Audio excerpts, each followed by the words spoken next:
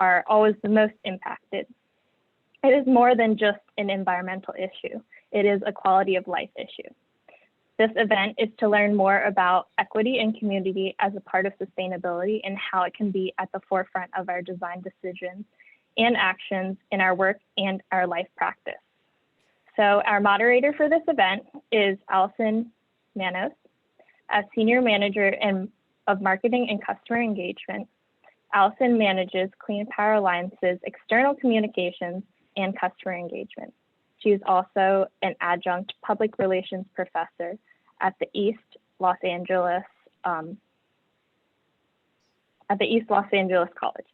She brings a decade of experience in marketing and nonprofit engagement throughout Los Angeles County and most recently worked for the Los Angeles Alliance for a New Economy, which is also known as LANE.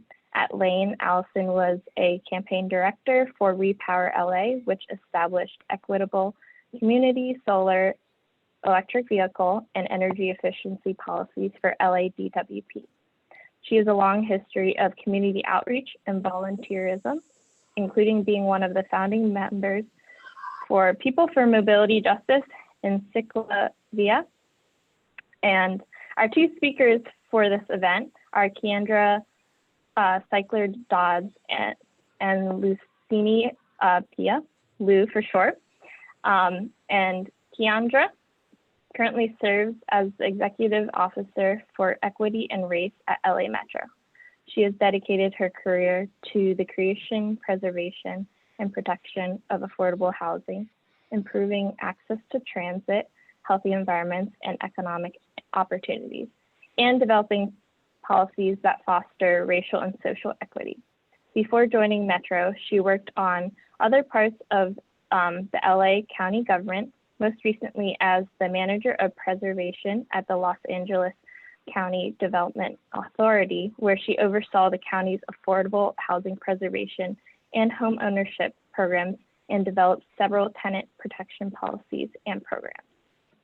Lou is currently a strategic advisor and consultant. Previously, Lou worked as the managing director at Test Strategies, which is a political and regulatory consulting firm. He has also served as the acting CEO and chief operating officer for River LA and was a part of the Environmental and Compliance Council for Hewlett-Packard. From 2011 to 2017, he held several roles in President Barack Obama's administration, including the Deputy Chief of Staff for Programs and Strategic Initiatives at EPA. He worked on a broad range of substantive issues, including but not limited to the Flint water crisis, pesticide exposure, sustainability issues relating to the federal government's use on recycled paper and wasted food, PCBs and other toxins in schools, and the EPA's enforcement under Title VI of the Civil Rights Act.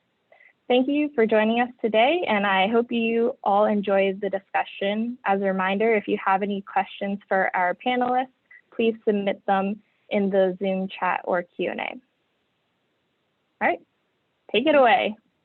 Thanks so much, Tanya, and the rest of the committee for having us all here.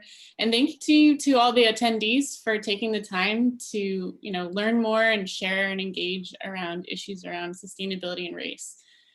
This might be something that some of you have been thinking about more recently, or maybe you've been trying to design your career around it for a while, but it's certainly a theme that all of us are making more of a central focus in our work in policy planning and engineering. I think the beauty of where we're at in this current moment in 2020 is that our thinking has had to become more integrated because there is a great urgency to address climate change, especially with heat waves and wildfires here in LA. And we need to do so quickly, but we also need to do so equitably.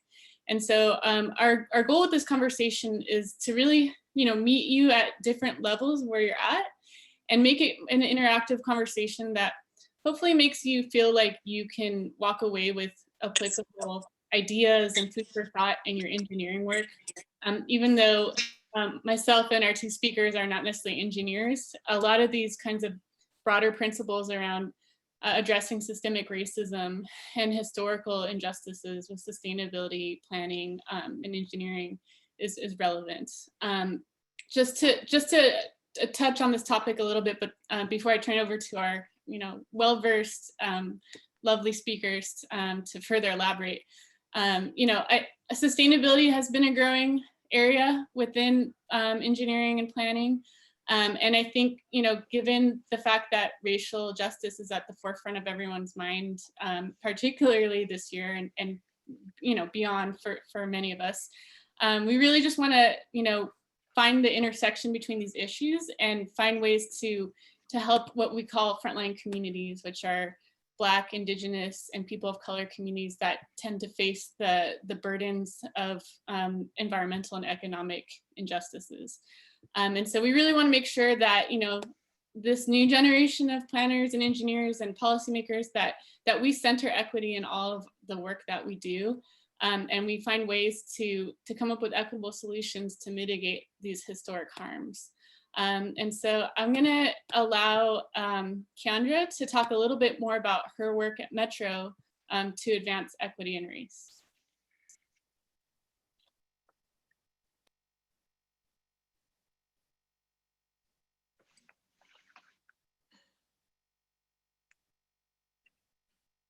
I think you might be on mute, Keandra. Oh, okay. Sorry, 1 second. Okay. Allison, do you? I wasn't able to unmute. Hi, everyone. So as was mentioned, my name is Keandra Kyler Dodds. And I thought I'd just give it just a very brief overview of a little bit of my work and also just Metro as an agency for anyone that's not familiar. But Metro, it's unique amongst transportation agencies in that we serve as both a transportation planner, a developer, a coordinator, designer, and builder and operator. We do a lot. We cover everything from our rails. We provide rail service, bus service, but we also have land where we have real estate. We lease our properties to housing developers, commercial developers. We are also engaged in the goods movement, strategic planning efforts. We also have a highway operations program where we construct certain highway improvements and projects in partnership with Caltrans. So the role of Metro is very broad, and we're very integrated into LA County land use development in general. And so with that role also comes the responsibility of really, especially when we think about our work in equity, and my office is called the Office of Equity and Race. As we think about that, we have to explore our role as a leader and also as a partner. My role in particular, so I'm there to lead our work on equity, and a lot of that is really based off of our equity platform, which is a framework for how we approach the work. And we approved it back in 2018, our board approved it. And it really falls on 4 main pillars. 1, define and measure, trying to define what is equity, what are our high need communities, and what are the existing disparities. The second pillar is the listen and learn pillar, and that's really focused on community engagement, but making sure we not only engage and not just outreach to the community, but we really make sure we incorporate their feedback and their priorities and needs into our decision making. And then the third is the focus and deliver, and that's how are we incorporating equitable processes to ensure that our projects lead to equitable outcomes. And then the last piece is the train and grow pillar, which focuses on looking at us internally as an agency and our employees and going beyond diversity to creating an inclusive workplace with equitable opportunities to advance and excel, but also ensuring that all of our employees know what it means to advance equity through their work. I love to say that I'm here to lead our work, but it's important for everyone to be engaged in advancing equity in order to be successful at our agency. So I'll stop there because I want to leave plenty of time for Q&A, but in a nutshell, that's what we're doing at Metro.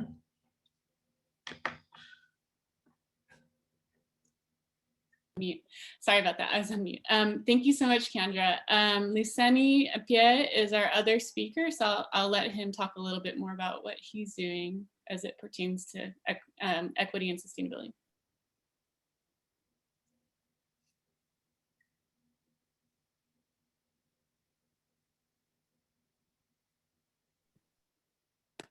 Sorry, guys. I think we're good. I was having the mute issue or unmute issue as well. Hey, thanks for having me here. It's great to be able to talk about such a, I think, really important and relevant topic. It's always been relevant, but I think it's even more relevant given the pandemic that we're living through and the crisis that we're dealing with as we try to address climate change and related impacts. My name is Lou Pia. I'm an environmental attorney.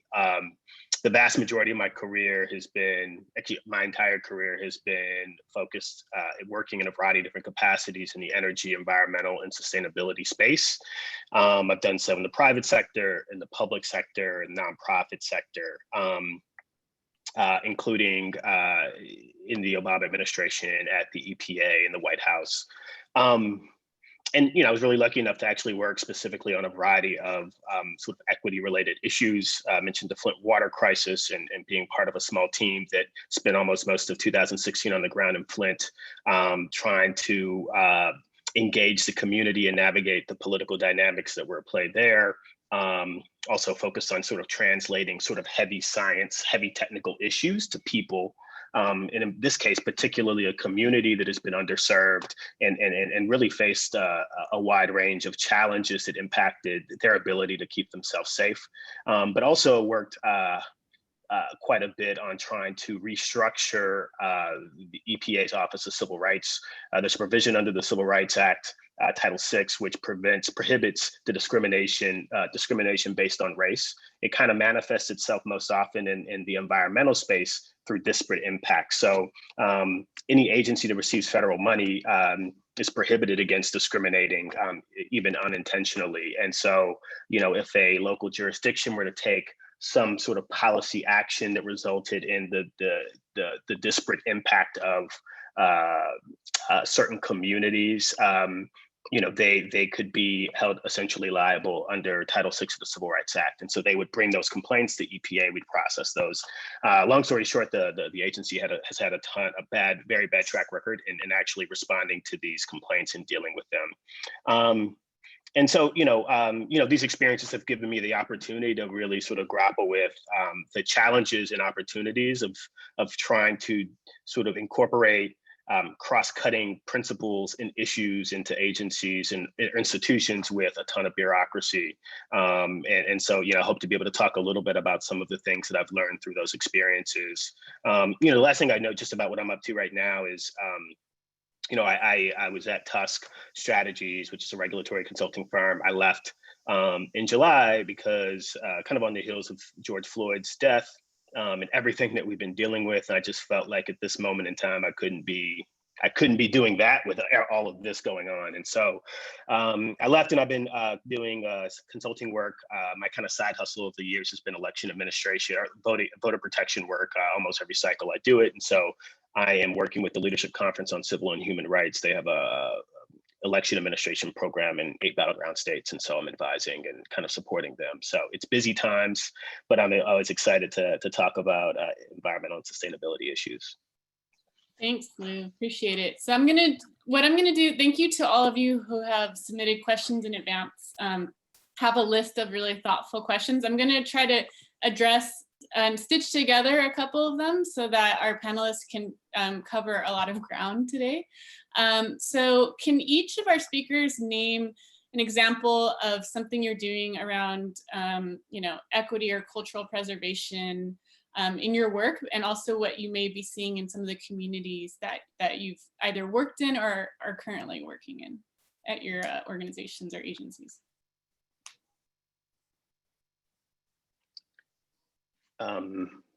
Sure. I mean, I can talk. I mean, I think the work that I'm doing right now is obviously quite different from the work that I normally do. But I spent some time when I first moved to LA. I'm relatively new to LA. I landed at River LA, working with a former colleague of mine. And River LA is really kind of focused on thinking through sort of the equitable sort of development of the LA River and adjacent areas. And I think cultural and historical preservation was a key kind of component on that, right? Like communities didn't want decisions being made, put on them. They wanted decisions to be made that reflected their interests, their needs, as well as sort of the cultural and historical significance of their communities. And so one of the things that we did was we actually just created a digital kind of survey tool. So we basically brought some kind of political kind of surveying and polling tactics to the river to try to basically, extract both quantitative and qualitative data about what communities want when it comes to the river. We looked at the upper river, we looked at the middle river, we looked at the lower river. I thought it was a really interesting and sort of innovative way to kind of elicit feedback. But I think as it relates to kind of cultural and historical significance, I mean, overwhelmingly, this was a really kind of, an issue that rated really high in terms of kind of values and what folks wanted to see, as well as the concerns that they have about, the future development of the rivers, that sort of their culture and their history would essentially be kind of dampened and kind of smushed out. So it was, again, I think continuing to think about sort of the meaning, and I think Keandra mentioned this, the truly meaningful engagement of community, and actually beginning to kind of incorporate that feedback into engineering, development sort of policy decisions is what's most key. Great, Keandra? Yeah, so I have two examples I want to share. They're similar in some ways to the themes that Lou shared. One example is we're working on, and part of it's related to community engagement, but so we did a project not long ago where we, for the first time, contracted to hire CBOs to really help us with our community engagement and better targeting and creating culturally sensitive engagement practices for the community that's along the Blue Line in LA County, or the A Line as it's now called. And so through that experience, we learned a lot, including about the different opportunities and the effectiveness of being able to partner in that way with people who are more engaged and more connected to the communities that oftentimes historically we've had challenges working with, whether it's because of trust or our processes or et cetera. And so we want to understand how to replicate that model. And so we are building what we call our Cbo Partnership Strategy, which is a whole plan really to improve our procurement processes, to create trainings, to create a database system to help us understand the plethora of CBOs that exist and all the different functions, the communities they work in, et cetera. But basically to be able to support better partnership and compensation for CBOs when they're engaging and working with us through community engagement efforts. But also what I really appreciated about that process is it didn't just stop there. That community engagement led to work with the planning team to actually develop the plan. And so there's sections that were drafted by those CBOs, or actually they commissioned someone to draft it for them. But that's just an example of something that was really successful in a model that we want to replicate. And so that's one strategy that we're working on. But then the other, our arts program has really been trying to explore how we can really focus on issues of preserving culture as we do different like capital projects and construction projects. And so I'm excited because we just got a grant from the Government Alliance on Race and Equity. And it's specifically called, and I'm looking just to make sure I get the name right, but it's an Arts and Culture Innovation Fund. And so basically our project will be serve really as a case study about how we can integrate artist-led engagement strategies to give voice to communities within our agency projects along certain corridors. So whether it's with the station planning and development and selecting like what art we use or what design we use, how do we incorporate local artists into that process and ensure that we are building and designing stations that are part of the broader, one, help preserve the culture of the community, but also highlight the history and the culture as well. So those are just two examples that we're working on at Metro. Yeah, that's great. GARE is such a great organization.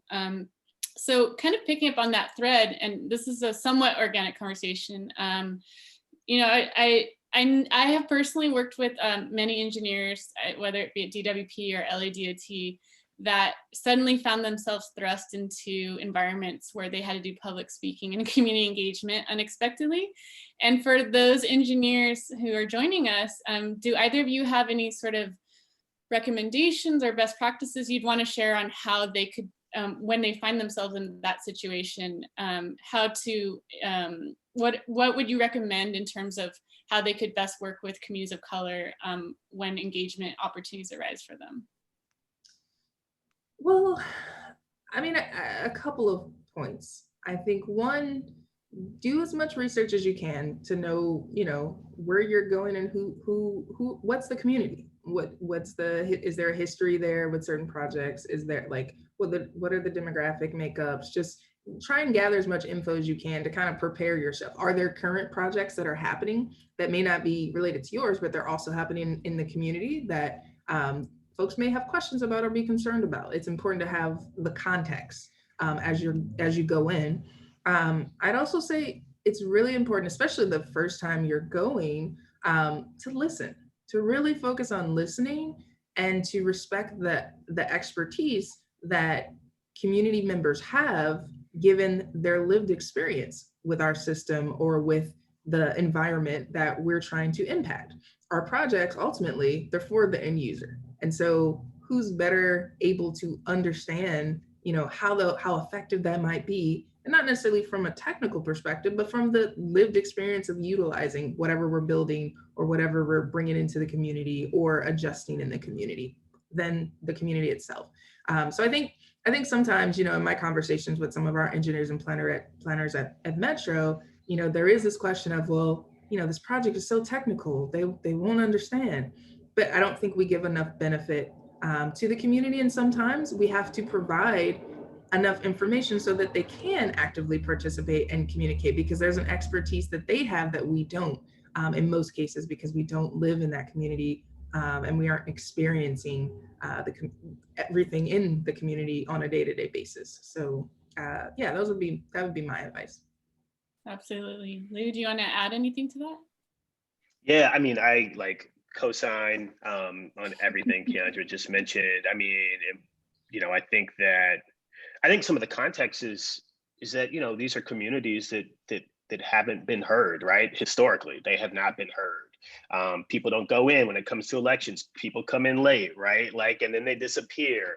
I mean, there's sort of this constant perpetual cycle of a lack of investment. And so I think understand that when you go in to speak to these communities, and I think be prepared to listen. I think there's so much you can gain that will inform decisions that you make in thinking about infrastructure in your work from a technical standpoint. But so just really listen. I think the other thing, and I found myself thinking about this being somewhat, new to LA, is, I mean, I think this is less about sort of kind of what to do when you're in the moment and you're speaking to a community group. This is sort of in before you have that engagement. I think it's also just important to really invest in your community, right? Learn about your community, learn about the history. When I was in Flint, when I first got dropped down in Flint, I'm from the Detroit area, so I'm familiar with sort of cities like Flint. I dropped in, and the critical issue is that there was a water source switch that occurred, and the lead service lines were not treated with anti-corrosion chemical. But beyond that, this issue was much broader than that, right? Flint was a community that had been vested in by GM. There's this long history between, historically Black cities and the state in general, and sort of the dynamics around that. So the educational disparities in the city were real. The impact of white flight, right? There was this context that was wide ranging, and it took me a long time, even being from the area, to truly understand all of those dynamics. And so I think, aside from sort of what do you do when you're actually, sitting there but before a community group, I also just think continue to kind of, invest and to learn about the community that you're living, working in, and playing in is, I think, really, really critical. Yeah, excellent points. I didn't really talk much about my work because this is about our panelists, but at Clean Power Alliance, since I do our customer and community engagement, we have a lot of that scenario with our procurement and technical teams that find it hard to translate things for communities. And that's the role that I often play.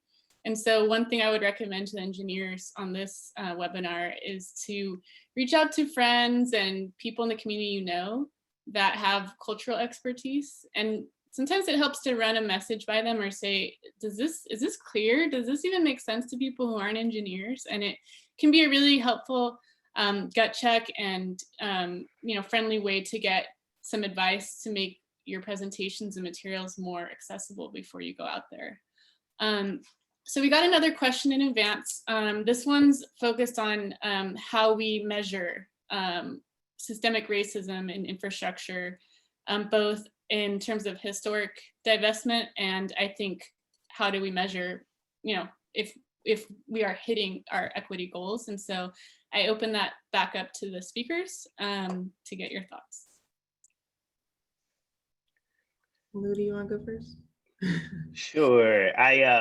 That's a good question, and I don't know that I have like a really great answer, right? But I don't think there's any one metric, right, that sort of measures this, right? I think that these are such, the socioeconomic status directly relates to probably health outcomes, right? Like, I mean, I think you really do have to kind of consider a wide range of metrics in evaluating systemic racism in this context. And so, I think it's education, it's attainment, it's jobs, right? It's sort of pollution levels, like looking at something like the CalEnviro screen.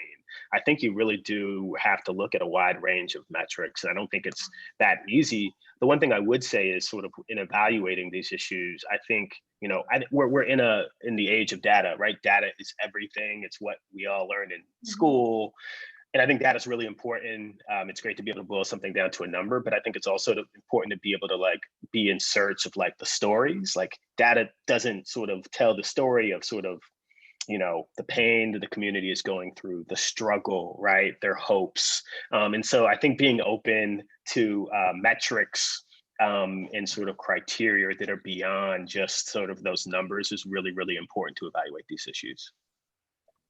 Yeah, I would agree. The data is what tells us the disparities. And we went through this process at Metro of trying to define our high need communities that are most in need of transportation investment. And so we looked at all kinds of things. We related to all opportunity areas. So we looked at asthma rates, we looked at unemployment, we looked at all these different factors, and there were two key determinants of those disparities that we saw: race and income. And more often than not, race, even when income was the same across the board. Like, if you kind of, So I would say one of the goals for me, for our agency, and what I recommend in all agencies really, is to collect as much data as you can about demographic data to understand your actual impact, who uses your service, who uses different programs, because you'll really start to see where are the disparities. And then from there, ground truth it. So reach out to, work with the community to understand, is this data reflective of the lived experience? But then also work to understand what are the root causes.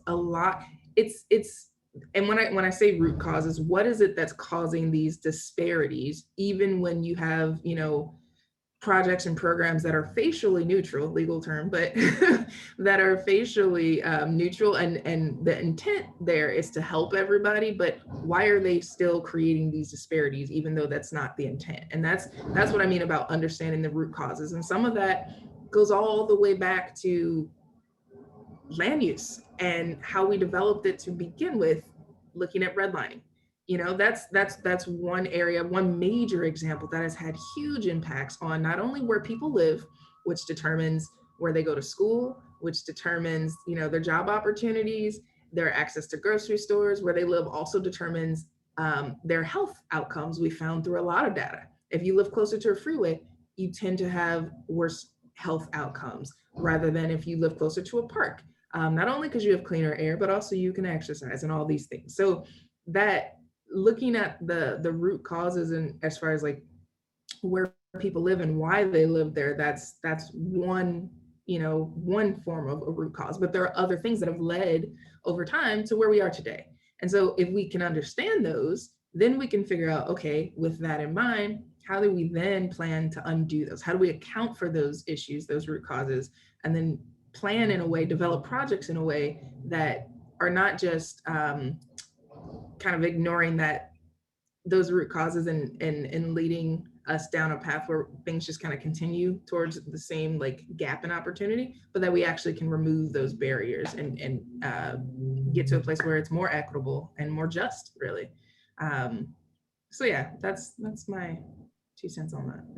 Yeah, no, that's both really great points. The other thing I would add to that, so I think that our, Lou and Kendra covered how to track where there's been historic racism or disparities within data in terms of like when you're starting a project. There's also, at our agency and at other agencies, there have been a movement around what's called equity metrics. And that's to track also, ongoing trends. So if you have the opportunity to work with project managers or planners in your agencies or your firms or wherever you're working, designing like community engagement and surveying or ways to gather data after a project has been built also can supplement those data sets that Lou and Kendra mentioned, because you want to see if you're actually making a positive impact or not. You might not be, and it will help reveal what needs to be refined, getting that community input. So a couple other questions. I think Allison, there's just. Oh, go ahead. There was a question from the group chat, if we're interested in taking it on. Yeah, this one was from, apologize if I incorrectly say the name, but Petua Mukimba. And their question was, have any of the panelists worked with Indigenous communities? And if you have not, or if you have, what was the experience like? If not, what do you plan on in terms of working with Indigenous communities, or how they're incorporated into the work towards equity?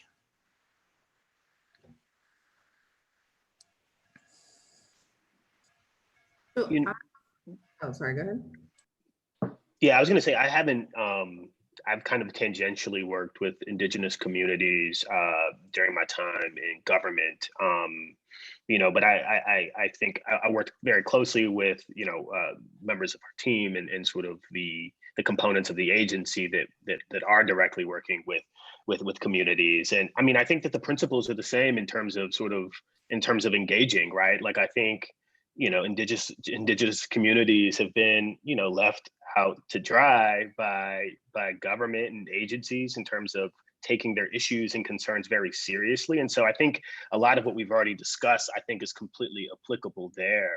And, I hope that we can continue to see progress when it comes to the environment, the burdens that Indigenous communities face when it comes to economics, the environment, etc. So yeah, so I'm pretty much in the same position. I haven't worked directly with the communities, but I do think the same principles apply. And I think, yeah, I mean, that's there's not much more to add. So we had another question in advance, and I think this is going to be an interesting and also difficult question, but very excited to hear the responses. So one person asked in advance how as engineers or planners, how we can collectively balance implementing new technologies or developments in let's say communities of color, low-income neighborhoods, but also minimizing the negative impacts of gentrification. So this is what I've spent a lot of time thinking about. So I didn't say much, but my background is in housing. I'm a housing attorney. I've worked at the county in different, both for elected official and also county agency on housing issues, but also where they intersect with transportation and planning. And gentrification and displacement has been a big part of that. And so one thing that I think as we think about how do we bring in innovative, solutions, ideas, projects, etc. One, we have to figure out what are the needs of the existing community and how do we meet those needs in a way that allows them to be able to stay. A lot of that, stay and reap the benefits of whatever we're trying to bring in. On one hand, that has to do with, one, including them in the process so we can understand that, but two, also addressing the housing issues, whether it's, tenant protections or things that contribute to housing stability. It could be, supporting home ownership.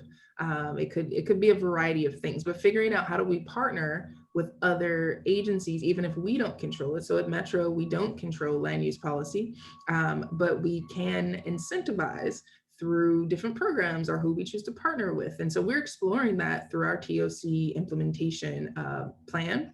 And, there's much more work to come on that.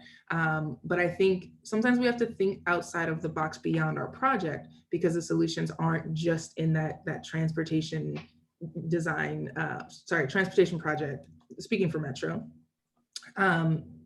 So yeah, think outside of that, the context of just that project, but also work with the community, because a lot of times they will identify ways that, you might be able to prevent displacement. I mean, that's the ultimate goal, is they want to be able to benefit from these projects. And if you come in and they're not engaged, you're not thinking about how they might be able to stay in the community or what risks there are from such new projects, then that's increasing the likelihood that they may be displaced or and the area gentrified. So yeah, those are, I guess, two thoughts on that, but I might. Could you just quickly define TOC for the audience? Oh yeah, sorry. No problem. So transit-oriented communities, that is what TOC stands for. And it's essentially making sure that we're building high density communities near high quality transit. So making sure there's housing at all income levels, that there are jobs, that there are key resources that people need, grocery stores, childcare, et cetera, near transportation. So it reduces the need for people, one, to drive, but also ensures that what's needed as far as community assets are closer to people. And so you can kind of improve their access while also improving the impact on the community by reducing, vehicle miles traveled, greenhouse gas emissions, et cetera. So it's a more sustainable way of building that considers housing and transportation and commercial development rather than having those processes considered separately. Yeah, Leah, you want to add anything?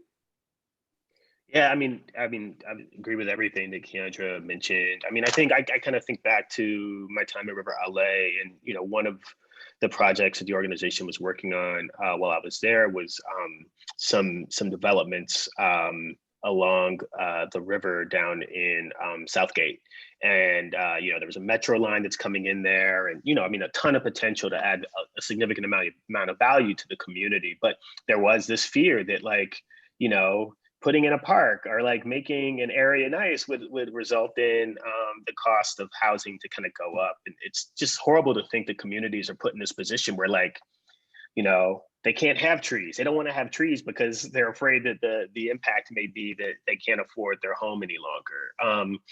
And so I think it's I don't have a real solution, but to kind of, reconcile these issues. But I do think oftentimes it is, meaningful engagement is an important piece of kind of trying to figure out what a solution is. But I think it's also really thinking outside the box, right? I know one of the things that didn't really take off, but there were some conversations, including with Metro in the county, was trying to figure out a way to do, sort of large scale land banking, right?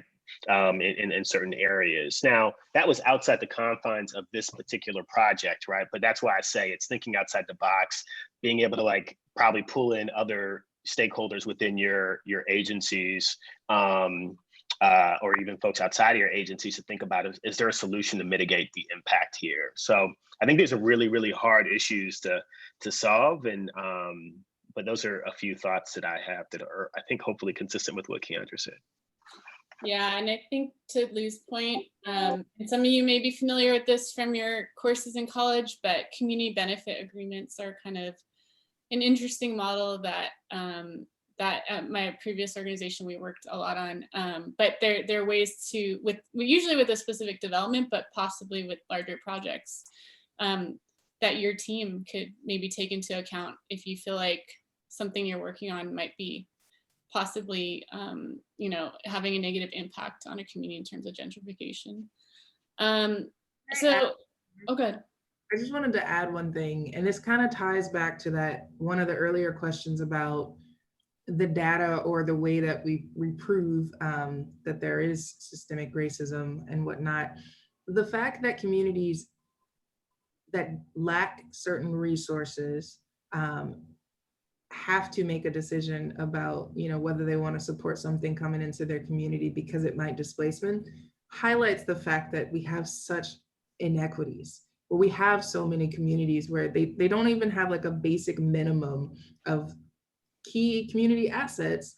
And so when you create it in one, a lot of people drive there, or it drives people to that area, right? And so it kind of, I don't know, it just highlights how many communities are lacking and how many communities actually have what they need. And the fact that people that are easily mobile or have the resources, they can kind of hop to those limited areas. But the communities that are struggling, which are more, or probably greater than those that have, you know, they are just trying to hold on. And a lot of times they're displaced to another community that doesn't have those investments. And so I think that's just one example of structural racism, and that this is that this is the climate, this is the condition that we live in, that this is such an issue. So yeah. Yeah, exactly.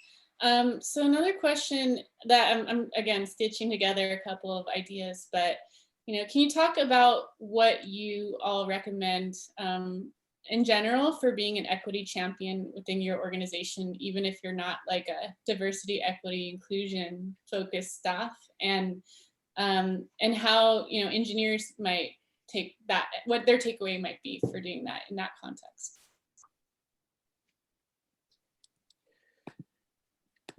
Well, I mean, I think, you know, I know that sort of the challenge will vary depending on the organization you're in, dynamics, your bosses, et cetera. And, you know, those are always really difficult issues to navigate. You know, I think it's important to find allies that you align with, to kind of have a coalition. Like, I kind of think you all temporarily should view yourselves. I'd recommend you to kind of view yourselves as organizers, right? How do you build a movement? How do you create culture change? I think it's individual relationships, building a coalition, and being able to tell the story. And I think hosting, you know, lunch and chats about issues that aren't highly technical, right? Like really extracting some of the stories of racial disparities and how they're playing in our communities are great ways to like begin to have a conversation about these issues. And I think over time, I think some of those can kind of translate into kind of more concrete changes in your workplace. I think it's hard and it requires a lot of diligence, but I think starting small, and like I said, I think viewing yourself as an organizer is really getting in that frame of mind to begin to kind of, you know, begin culture change, which will hopefully translate into kind of policy and process change is how I would recommend proceeding.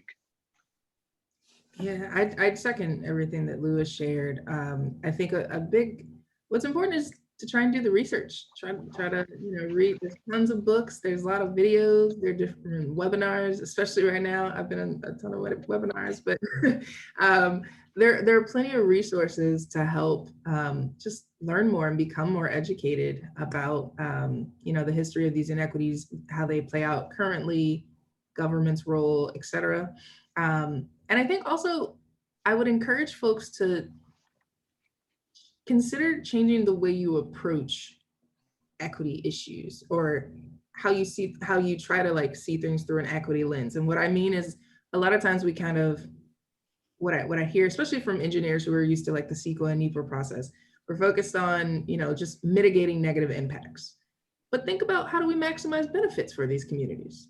How do we prioritize that from the start as we're planning projects? Because if we, you know, when we only focus on mitigation efforts, we kind of accept that our plans will inherently create disparities and we're just there to mitigate them. And that's just perpetuating the problem. But if we think about how can we actually like maximize, like what do we need to do to like change it so those disparities don't happen? That's a innovative way of thinking. It's, you know, given our history, given our patterns in this work, it will yield better results because we'll be able to help more people. And it's hard. It's not easy. It is truly a different and new way. And so, yeah, but I would encourage folks to start to ask that question. Yeah, that's, well, on that inspiring note, do you all want to share any uplifting examples of when you were able to champion an equitable planning process or community engagement process that resulted in, like, I guess, a positive feeling from the communities you were working with? Yeah, I think just, and I hate to go back to Flint so often, but it was just probably the most impactful work experience I ever had, right? And it was really, really hard. A community with a lot of distrust, which was completely legitimate. And, I represented the government, who was, also had some blame for the situation that was playing out, right? And so we dropped in, and we had a trust deficit to kind of overcome.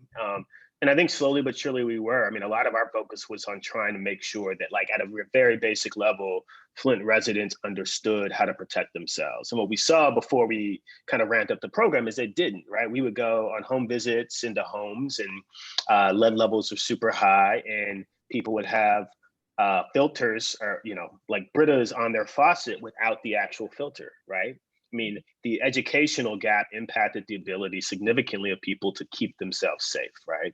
And so, it was, a long process of getting people bought in, and it was starting with individual relationships. It was being an organizer, right? It was not only focusing on the science, it was about translating that information. And I think what I was proud about is just being able to build out a coalition of community leaders that, while still upset, rightfully upset and aggrieved, I think understood and trusted in us, and understood what we were trying to do. My biggest, I don't know if it's failure, right? But, like, to see the issues in Flint to progress as long as they did is a thing that, like, dogs me to this day. It's really, really sad. And I just kind of feel like, at a personal level, right, you put yourself out there, you get people to trust, and then, the government didn't necessarily follow through the way that I'd hoped. So that's still kind of one of those sad things that hangs over my head. But it was such an impactful and meaningful experience to kind of get that buy-in, and to kind of, turn that corner was really awesome. Thank you for sharing that. Kendra, do you want to share any closing thoughts on that? I was thinking about it. So I generally have worked on more like policy things and advising when it comes to projects. So the first thing that popped into my mind was actually a policy campaign so I was leading this group in LA City, and we were trying to get essentially more funding for affordable housing. And it was a very, very large and diverse group of community stakeholders, everything from affordable housing developers to grassroots organizations to just folks that were invested and interested in supporting these efforts. And so I think one of the interesting things, and I think this comes up sometimes in community engagement, it's important to note that, communities are not monolithic. There's a diversity of experiences and perspectives. And so for this group, while we all had the same end goal, there were, sometimes debates, tensions over, once we get the funding, how it should be spent and how this should be organized as a policy. Should there be certain exemptions, et cetera? And I noticed that there was part of the challenge is that we weren't saying the same thing. We were having a conversation with each other, but there were some barriers there. So that when we talk about affordable housing and affordable housing finance, the affordable housing developers had a certain level of understanding, but it was different from the grassroots organizations. And so we really worked hard to sit and have some tough conversations about, like, what does this actually mean, and what populations are we able to support if we get this funding? Like, just like literally as far as like how finances balance out, that technical piece. But taking that time and having the patience and having everyone like participate so we could be at a more level playing field as we're making these decisions proved successful in the end, because then we were able to figure out, okay, what are we really supporting and what else do we need to do? Because there's clearly some things that are a priority that won't be solved through this, but how do we work together to move forward? So, and I think that can be relevant to, the planning and engineering process for projects as well, because sometimes that will happen. You'll have people saying the same thing, but really they mean different things. They have the same goal even, or sometimes it's a different goal. And you have to invest that time into making sure that people are on the same page as we're trying to build a consensus, and really investing that time within working with the community to get to that end goal. And in the end, you'll have a better product, you'll have more support and trust and transparency built into the process, so that it can help you in the future as you move to other projects and whatnot. So that's what I'll say. Yeah, absolutely. Well, I want to thank both of our panelists. I'm going to turn it over to Trina, the committee, to help close this out. But I think we had a really interesting conversation today. So go ahead, Trina.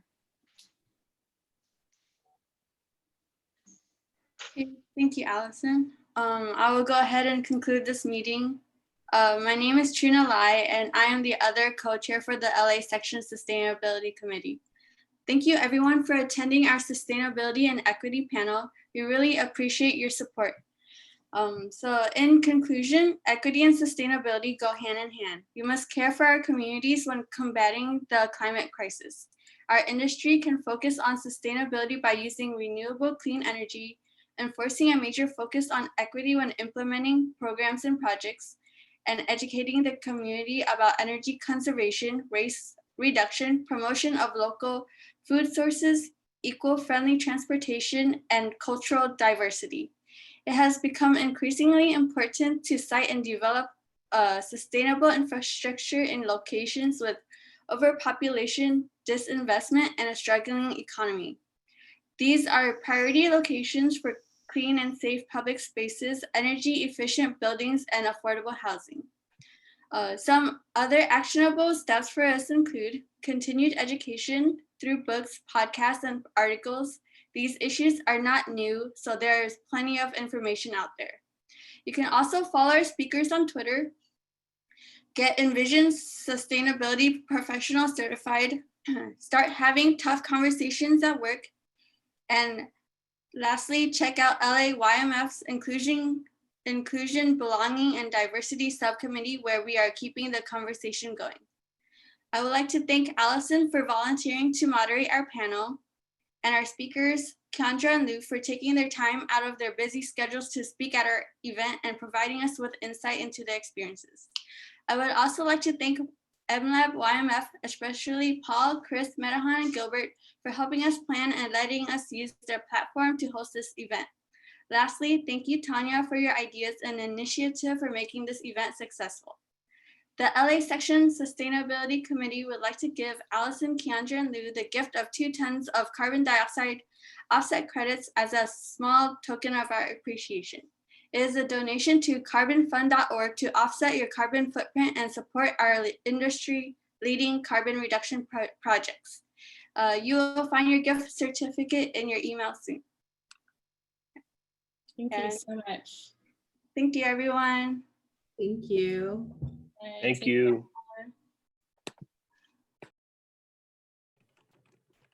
Thanks. Thank you all.